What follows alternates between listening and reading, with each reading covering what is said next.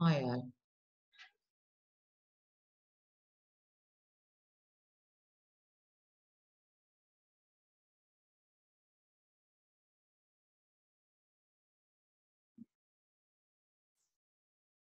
Now let us discuss uses of have, has, and had. These are also the helping verbs or auxiliaries. Forms of the verb to have, to has, had are used to create tenses known as present perfect and past. So you'll be using in perfect tense, either it is present tense or past tense. In present tense, we'll be using have and has. In past tense, we'll use had. Where we use have for all first person, we use I have done, I have watched, I have finished for first person.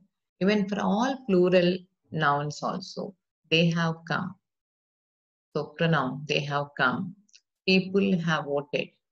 So we can say that using for all first person singular and second person singular and all third person plurals and all plural nouns we use have.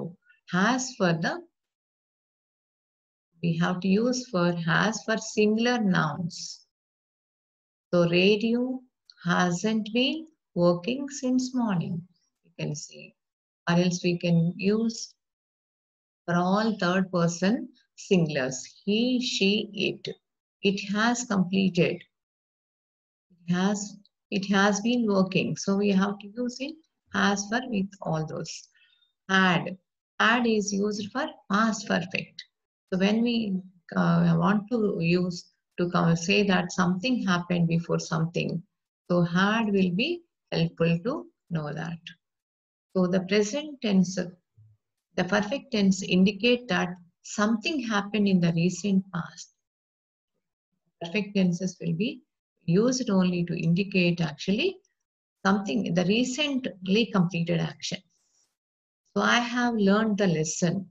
So it is understood that even though there is no time given here, we can understand that in recent past he has completed learning the lesson. I have learned the lesson.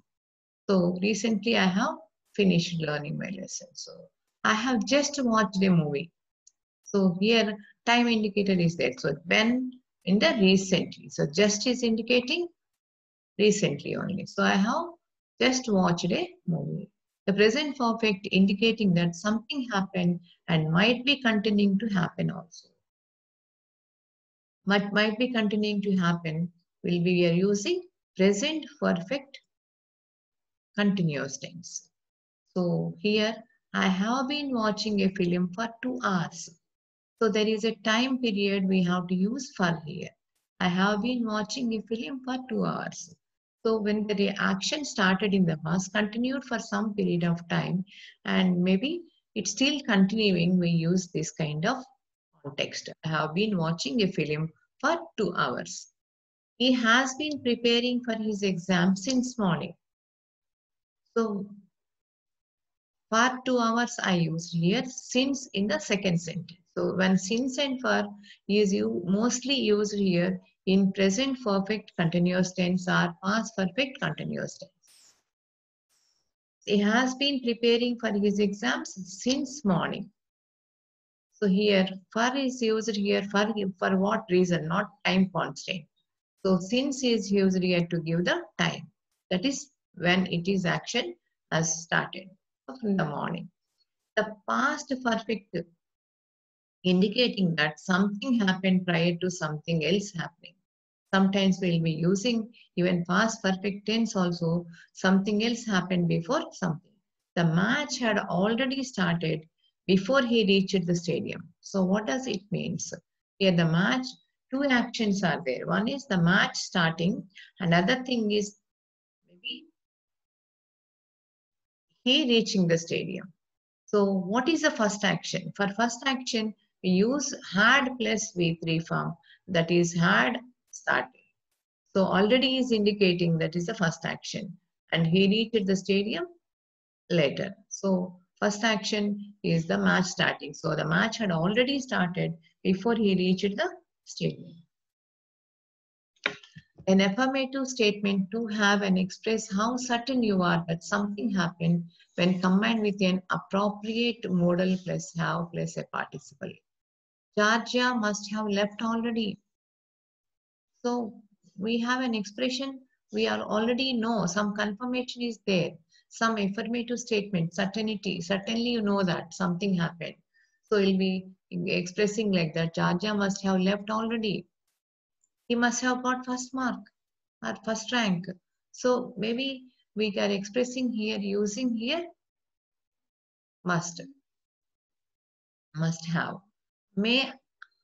I may not have been there at the time of the meeting. I am sure because I have some other appointment somewhere else. So I may not have been there at the time of meeting. So I can confirm it. But yeah, I'm using some kind of may expression. So I'm not saying because I know it already, but I don't want to confirm the people. So probably I won't be there in the sense. Have has sometimes combined with to get is used to express logical inference. So what is that logical inference we have to see? It has been raining all week. The basement has to be flooded by now. So something happened here.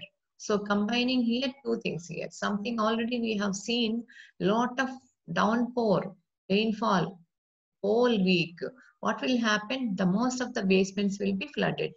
So because of the continuous rains, the basement has to be flooded by now. So we have a kind of logical inference, not just imagination. We have some logic also here. He hit his head on the doorway. So yeah, something happened here. Here also continuously, he has got to be over 7 feet tall. So we are here combining our inference. Why he hit the doorway? Because the door is already 6 feet. So maybe he is over 7 feet tall. That means it is, we have the confirmation that doorway must be 7 feet high. So he is over 7 feet tall. So we have some logical inference. He hit it. And have you often combined with an infinitive to form an auxiliary whose meaning is similar to must? So sometimes we will be using have to in the kind of infinitive. So I have to have a car like that. So we are using here to, I have to complete my work. So here he is taking a kind of must. So I have to have a car like that. So people are getting tempted by looking at he's confirming that he should get a car like that. So he is saying he must own a car like that. So I have to have a car like that. In the place of must, we are using have to expression. He has to pay her own tuition at college. She has to pay for her own tuition at the college. So in the meaning, so she must pay her own tuition fees at the college. He has to have been the first student to try that. He has to have been the first student to try that. So he must be the first student to try that. So I am using has been the first student. So no one else tried that. He has been the first student maybe to try.